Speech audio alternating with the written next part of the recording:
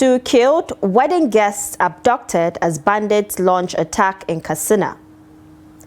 Tight security at Kano Government House over rumored defection of Governor Yusuf. Makoko residents sleep in canoes after Lagos government demolished waterside community. Away from Nigeria, thousands turn out for Bobi Wine's campaign in Kampala ahead of elections. Hello, good evening and welcome to News Update on Trust TV. I am Dorcas Yakubuzala.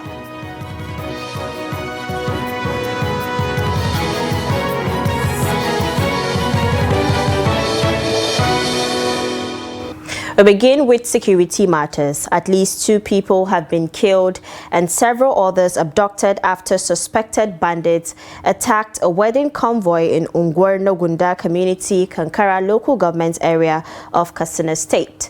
The attack occurred on Sunday night, leaving several guests injured, including the bride. A security source said residents reported heavy gunfire and widespread panic when the assailants arrived in the community. As of the time of filing this report, the Katsina State Police Command had yet to comment on the incident, as calls and messages to the police spokesperson went unanswered. The attack comes amid plans by the Katsina State government to release 70 detained suspected bandits as part of effort to consolidate what it describes as an existing peace deal with banditry-affected communities. Now, 11 terrorist fighters have surrendered to troops of Operation Hatinkai in Borno State as soldiers killed 8 others and arrested 2 suspect logistics suppliers. A development was disclosed on Sunday by the Media Information Officer of the Joint Task Force Northeast, Operation Hatinkai, Lieutenant Colonel Sani Uba. He said the terrorists surrendered, handing over their AK-47 rifles and assorted ammunition. According to the military, troops have sustained intense offensive operations against Boko Haram and ISWAP across Borno State, recording major successes in clearance and fighting patrols. On January 9th, troops destroyed several terrorist enclaves, dismantling logistics networks and recovering weapons and flags. In a related operation between Sojiri and Kayamla villages, 8 terrorists were neutralized while 2 suspected collaborators were arrested in Gobio local government area. Now, troops of the 6th Brigade of the Nigerian Army Sector 3 Operation Wild Stroke have arrested 2 suspected gun runners in Taraba State. The arrests, conducted on January 11, 2026, were part of intelligence-led operations under Operation Peace Shield. During interrogation, one suspect reportedly confessed to working with an accomplice in Karim Lamido local government area. Investigations also revealed that one of the suspects, Adamu, allegedly sold an AK-47 rifle to Basil John of Murbai Village, Okola local government area in November 2025, highlighting a wider arms supply network in the state.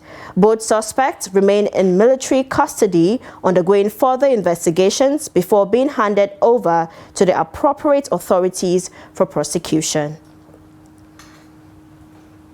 The Edo State government has postponed the resumption of all public and private schools in Edo Central Senatorial District until further notice. In a statement on Monday, the Commissioner for Education, Padi Iyamu, said the decision was to allow the state address urgent issues and improve the welfare of pupils. He added that a new resumption date will be communicated to the public in due course, urging parents, guardians, and education stakeholders to take note. A postponement follows a crisis in the zone over the weekend. A peaceful protest over insecurity on Saturday in Ekpoma, Eastern West local government area, turned violent after some youths hijacked a demonstration. They attacked traders at the livestock market, killed goats, beat cows, and vandalized the palace of the Onoje of Ekpoma, Zaiki Anthony Abumere II. The State Police Public Relations Officer, Eno Ikoedem, said one person was shot by a soldier, with the case now referred to military authorities. The unrest erupted after residents protested rising insecurity, including kidnappings and the killing of a youth on Friday night, blocking a major highway to express their grievances. Now talking politics, security has been tightened at the Kano State Government House amid speculation over a possible defection by Governor Abba Yusuf. On Monday, combined security personnel from the Nigeria Police Force and the Department of State Services were deployed to strategic points around the Government House. Access to the premises was strictly controlled, with intensified security checks and mandatory identification for visitors. A development coincides with growing political tension following reports of a disagreement between the governor and his political mentor, Senator Rabiu Musa Kwankwaso, leader of the New Nigeria People's Party (NNPP).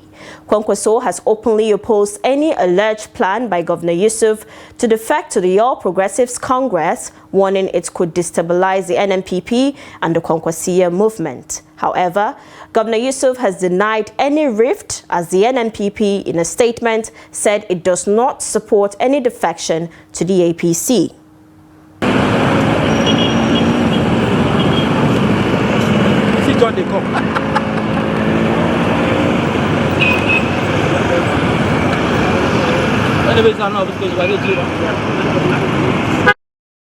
Now, former Plateau State Governor Senator Jonah Jang has denied reports that he called for the resignation of Governor Caleb Mutfwang over his defection from the People's Democratic Party to the All Progressives Congress (APC). A denial was contained in a statement issued on Monday in Jos by his media consultant, Clinton Garuba. Garuba described the reports circulating in some print and online media outlets as misleading, saying the former governor was quoted out of context. He urged residents of Plateau State to disregard the reports and continue to support Governor Mutfwang to succeed. The rebuttal follows claims that Senator Jang had, at a PDP stakeholders meeting over the weekend, called on the governor to resign and seek a fresh mandate after defecting from the party.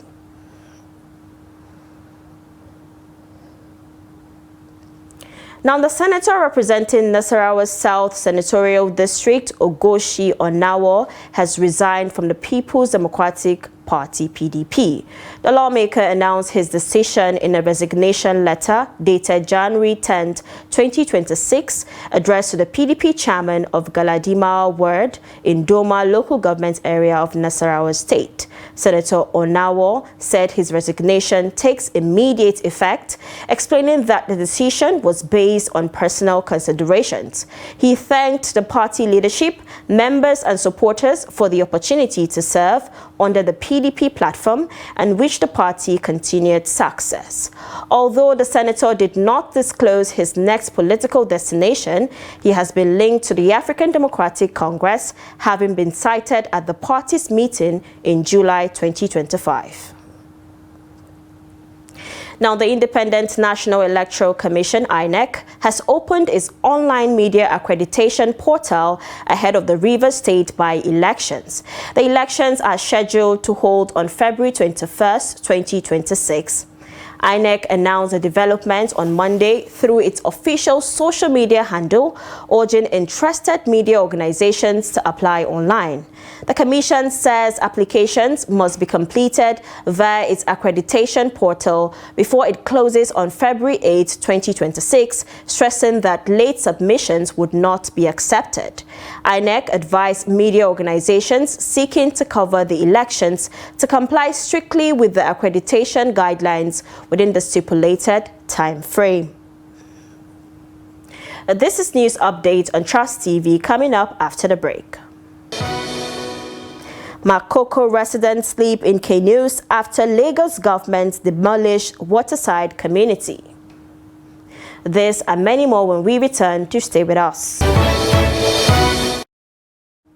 Welcome back from the break. In case you're just joining, this is news update on Trust TV.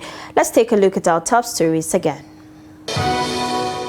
We told you that 2 killed, wedding guests abducted as bandits launch attack in Katsina. And tight security at Kano Government House over rumored defection of Governor Yusuf. Moving on to more stories, residents of the Makoko Ilaje Ayetoro community in the Yaba local government development area are raising serious concerns over the recent demolition of their homes, citing widespread displacement, loss of shelter, and alleged inhumane treatment during the exercise.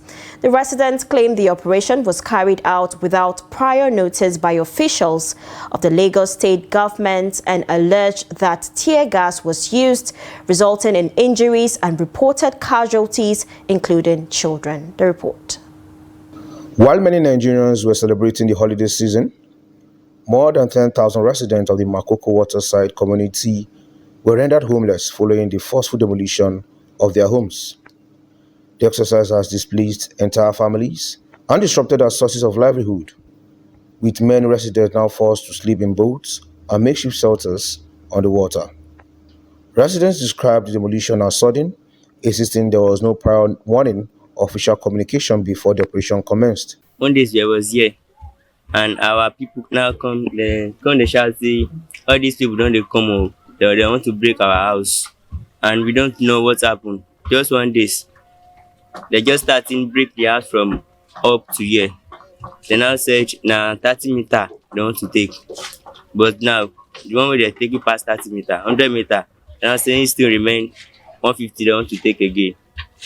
So now here we are sleeping. Now 3 houses we have here. All the 3 they don't break them. Tensions in the community remain high as residents allege that security operatives deployed tear gas during the demolition exercise. According to another resident, Michelia Farton, the situation became chaotic, with women and children reportedly affected during the confrontation. We are no longer sleeping in our homes. We are sleeping inside boats.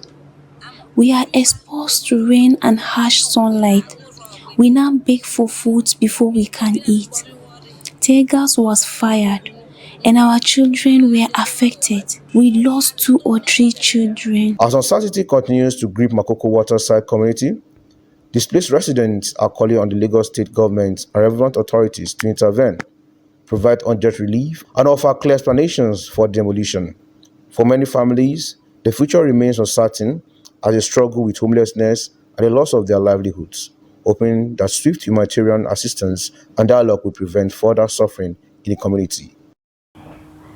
Now, more reactions continue to trail the federal government's decision to implement a new tax reform policy as some Nigerians express discomfort and growing concerns over its impact. There are fears that the policy may be forcing many citizens to close their bank accounts. Trust TV's Adamu Imam completes the report. Barely 12 days into January 2025, the federal government announced plan to begin implementing a new tax reform policy aimed at boosting government revenue and accelerating national growth and development. However, the decision has sparked widespread concern among Nigerians, particularly small business owners and low-income earners, who fear the policy could worsen their economic challenges. Some residents say the reforms have already begun to affect financial behavior, with reports of individuals closing bank accounts to avoid possible tax liabilities.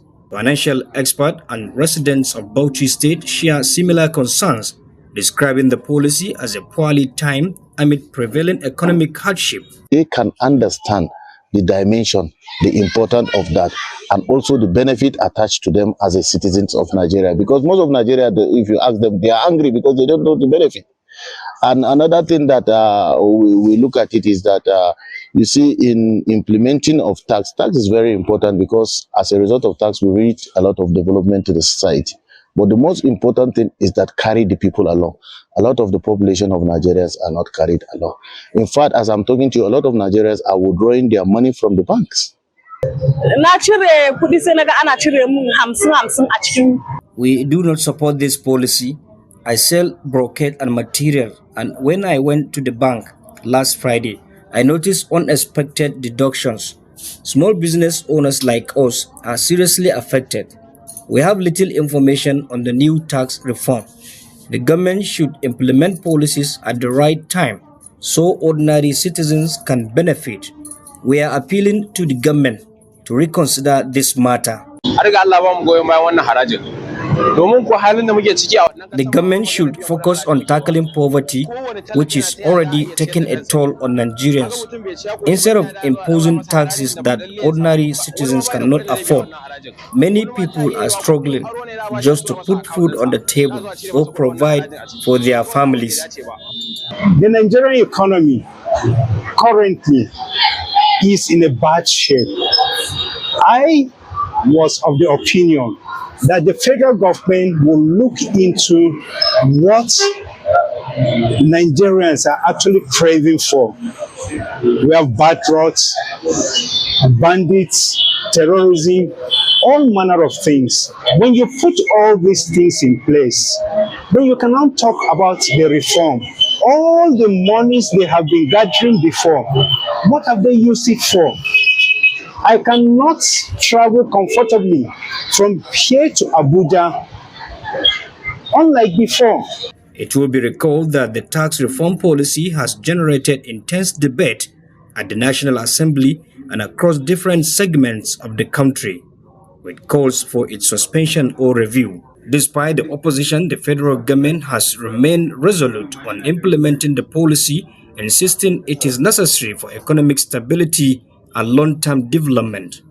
Adam Imam, Trust TV News, Bauchi.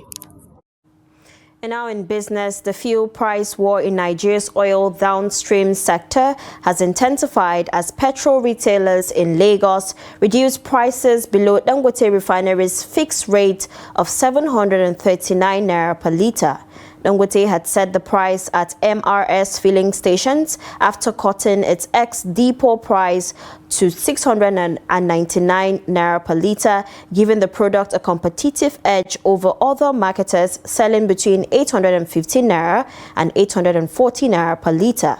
In a fresh development, retailers such as NIPCO and AP have lowered their pump prices to between 735 naira and 738 naira per litre, undercutting Dangote petrol in Lagos. Meanwhile, fuel prices in Abuja remain higher, with NNPCL, Rano Oil, Empire Energy, NIPCO and others selling between 815 naira and 839 naira per litre as of Monday morning. The move highlights growing competition among petrol marketers in key Nigerian cities. Away from Nigeria, Ugandan opposition candidate Bobi Wine has taken his presidential campaign to the Kampala slum where he grew up ahead of Thursday's general elections. Wine, a 43-year-old singer turned politician, is challenging long-time incumbent Yoweri Museveni for a second term. In 2021, he secured 35% of the vote to Museveni's 58%, establishing himself as a serious contender. He has strong support among working-class urban residents, though his rallies have often been met with violent crackdowns by security forces using tear gas and beatings. Museveni, in power since 1986, removed term and age limits to run for a seventh term. Wine, the most prominent of 7 opposition candidates, has urged supporters to remain courageous and cast protest votes against Museveni's party without calling for direct protest.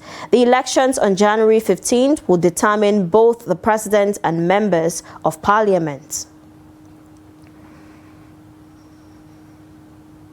And now in sports, the Confederation of African Football, CAF, has launched an investigation into alleged misconduct involving players and officials during the 2025 Africa Cup of Nations quarter-final matches between Cameroon and Morocco, as well as Algeria and Nigeria. CAF says the probe follows reports of confrontations with match officials and disruptions in post-match areas. In a statement on its official website, the continental body confirmed it has reviewed match reports and video evidence and referred the incident to its disciplinary board. Nigeria defeated Algeria 2-0 in Marrakesh to book a semi-final place, where the game ended in chaos as Algerian players confronted referees while fans fans attempted to pitch invasion before security intervened. The Algerian Football Federation has since submitted a formal complaint over disputed officiating decisions. CAF is also reviewing complaints from Cameroon following their 2-0 loss to host Morocco, a match marked by refereeing controversies. CAF says it remains committed to upholding discipline and professionalism throughout the tournament. Now, before we go, on a sad note, the Kogi state government has expressed deep sorrow over the death of 3 prominent political leaders and sons of the state. They are Onoja Ignatius, special advisor to the governor and former chairman of Igalamela local government area, Jato Suleiman, senior special assistant to the governor, and Ali Atabo, APC chairman of Ayimba ward in the Kina local government area. In a statement on Monday, the Commissioner for Information and Communication, Kingsley Fanwo, described the deceased as dedicated party loyalists who served the state and the All Progressives Congress with commitment and integrity. He paid tribute to their contributions to grassroots mobilization, public service, and party development, noting that their legacies of service and sacrifice would endure. The state government, on behalf of Governor Ahmed Usman Ododo, extended condolences to their families, communities, and the entire APC family, praying for the repose of their souls and strength for those they left behind. And that's a wrap on News Update. Do not forget to follow us across all social media platforms for more programs, news, and documentaries. I am Dorcas Yakubzala. Thank you for watching.